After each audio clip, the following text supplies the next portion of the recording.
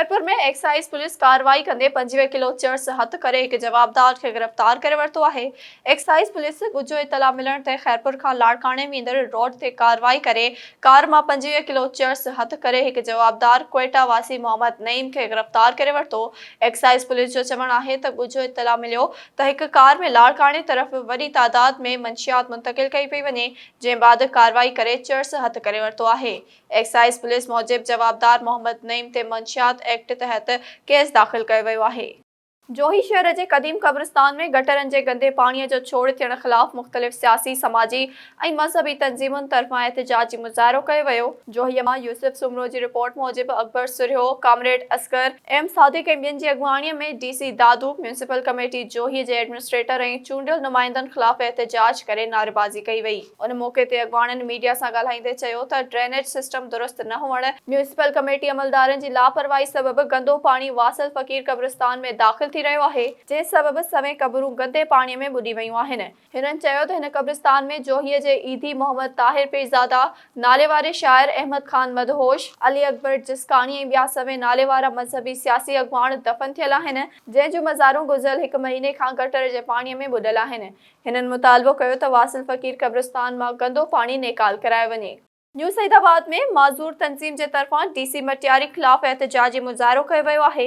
New Saidabad में महबूब काका की रिपोर्ट मूजिब माज़ूर तंजीम के अगवान याकूब छछर, राहिब खास खेली, शौकत मंगणहार, सलमान लगारी, शौकत मेमण की अगवानी में तालके प्रेस क्लब वारो डिप्टी कमिश्नर मटियारी की ज़्यादतिन खिलाफ एहतजाजी मुजाहरो करे नारेबाजी कई वई। उन मौके ते अगवानन मीडिया से ॻाल्हाईंदे चयो त डिप्टी कमिश्नर मटियारी काफ़ी वक्त गुज़रण के बावजूद माज़ूरन की नौकरियन लाइ इंटरव्यू नथो करे, जॾहिं त समूरी सिंध में डिप्टी कमिश्नर माज़ूरन खां इंटरव्यू करे माज़ूर कोटा तहत माज़ूरन के सरकारी नौकरियुनि जा आर्डर ॾेई छॾिया आहिनि। हिननि सिंध के वॾे वज़ीर खां मुतालबो कयो त माज़ूरन के परेशान कंदड़ डिप्टी कमिश्नर मटियारी खिलाफ कार्रवाई करे माज़ूरन के सुप्रीम कोर्ट के हुकुम मुताबिक सरकारी मुलाज़मतूं ॾिनियूं वञनि। वाही पांदी समेत खीर थर जे जाबलू पट्टीअ ते तेज़ वसकारे खां पोइ मुख़्तलिफ़ नयूं वही आयूं। नए गाज में 7 फुट पानी वही आयो। वाही पांदिया मां गुलाम नबी लगारी की रिपोर्ट मूजिब खीर थर जे जाबलू पट्टीअ ते तेज़ वसकारे खां पोइ मुख़्तलिफ़ नयूं वही आयूं आहिनि, जॾहिं त नई गाज में 7 फुट पानी वही आयो। नए गाज में घणो पानी अचण सबब काछे जे सवे गोठन जा रोड और रस्ता बंद थियण जे खौफ सबब काछे वासन जो साह मुठ में अची वियो। गाज बंद जो कम रोलड़े जो शिकार हुजण करे हिन साल भी केतराई गोठ बुडण जो इम्कान नजर अची रहो आहे। जैकमाबाद में गोठाणे कूड़ा केस दाखिल कराए हिरासा करण खिलाफ एहतजाज किया है। जैकमाबाद में राशिद अली खारानी की रिपोर्ट मूजिब गोठ मीर मोहम्मद रवाही के रहवासी मोहम्मद बख्श गोठाणे गफ़ार बुलेदी की नाजायज़न खिलाफ एहतजाज किया।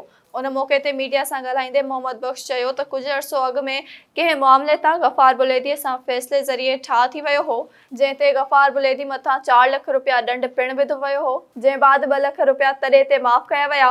हिन चयो त गफ़ार बुलेदी खे 2 लाख रुपया मूंखे अदा करणा हुआ, जेको हाणे टाल मटोल करे इहे पैसा ॾियण लाइ तयार नाहे, जॾहिं त मूं मथां कूड़ा केस दाखिल कराए हिरासा करण की कोशिश करे रहियो आहे। हिन एसएसपी जैकमाबाद खे अपील कई त ॼाणायल मामले जो नोटिस वठी इंसाफ ॾिनो वञे। हैदराबाद में एनसीएसटी के मुलाजमन मुतालबन की मञता लाइ एहतजाजी मुजाहरो किया है।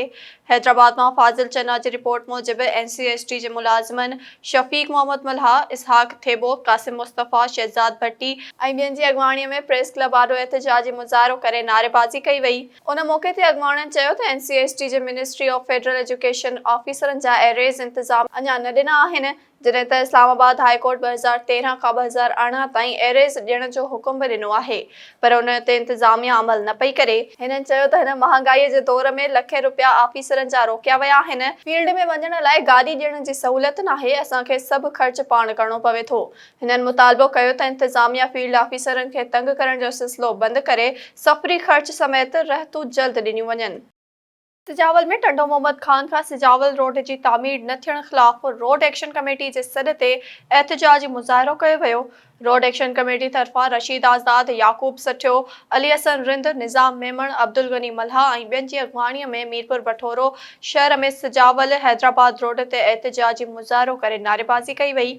उन मौक़े ते अॻवाणनि चयो त टंडो मोहम्मद खान खां सिजावल रोड सिंगल हुअण करे हादसा रोज़ जो मामूल बणिजी विया आहिनि, जंहिं सबबि केतिराई माण्हू पंहिंजी हयाती विञाए वेठा आहिनि।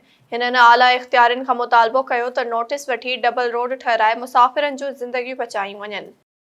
कोटड़ी में मंशियात जे विकिरे ख़िलाफ़ शहरियुनि एहतिजाजी मुज़ाहिरो करे धरणो हयो आहे। कोटड़ीअ मां दीदार अली मल्हा जी रिपोर्ट मूजिबि मंशियात जे विकिरे ख़िलाफ़ शहरियुनि रैली कढी शहर जे मुख्य चौक अल मदीना चौक ते धरणो हयो वियो। उन मौक़े ते एहतिजाज कंदड़नि नूह खोसो, मियां बुलेदी, कासिम खोसो ऐं ॿियनि मीडिया सां ॻाल्हाईंदे चयो त कोटड़ी ऐं जामशोर में सरेआम मंशियात जा आॾा हली रहिया आहिनि। मंशियात केबिनुनि ते वखर जियां विकिरो थी रही आहे। हिननि DIG हैदराबाद ऐं SSP जामशोरो खां मुतालबो कयो त मंशियात फरोशनि ख़िलाफ़ कार्रवाई करे नौजवान नस्ल खे तबाह थियण खां बचायो वञे। बुलड़ी शाह करीम में क़ौमी अवामी तहरीक तरफ़ां डिजिटल आदमशुमारी ख़िलाफ़ प्यादल मार्च करे सूफ़ी शाह इनायत शहीद जी मज़ार ते हाज़िरी भरी वई। बुलड़ी शाह मां राजा करीम कल्होड़ो जी रिपोर्ट मूजिबि डिजिटल आदमशुमारी, महांगाई, बदअमनी ऐं वसीलनि जे फुरलुट ख़िलाफ़ क़ौमी अवामी तहरीक जे मरकज़ी सॾ ते कामरेड यूसुफ कुंभार, अशरफ पलीजो, पुनहल सोलंकी, राफ़िया पलीजो ऐं ॿियनि जी अॻवाणीअ में प्यादल मार्च करे सूफ़ी शाह इनायत शहीद जी मज़ार ते हाज़िरी भरी वई। उन मौक़े ते अॻवाणनि ख़िताब कंदे चयो त पीपल्स पार्टी सिंध में तबाही आणे छॾी आहे। डिजिटल आदमशुमारी ज़रिए सिंधियुनि खे अक़लियत में तब्दील करण जी साज़िश आहे, जंहिंखे कंहिं बि सूरत में क़बूल न कयो वेंदो। हिननि चयो त डिजिटल आदमशुमारीअ खे रोके मुल्क मां महांगाई ख़तमु कई वञे ऐं वसीलनि जी फुरलुट वारो सिलसिलो बंदि कयो वञे।